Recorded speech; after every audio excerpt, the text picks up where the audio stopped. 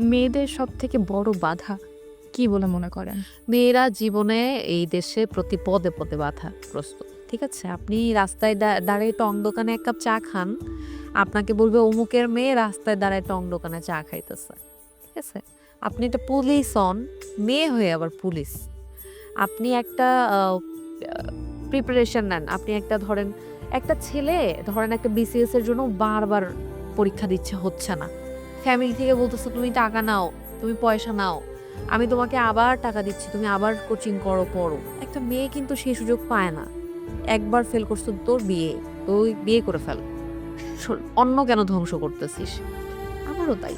So প্রত্যেকটা পদে পদে মেয়েদের সবখানেই বাধা। আপনি যাই করেন না কেন। আমাদের সমাজ ব্যবস্থাটায় এখন অনেক ধোঁয়াটে, অনেক মানে কলুষিত অবস্থা মেয়েদের জন্য।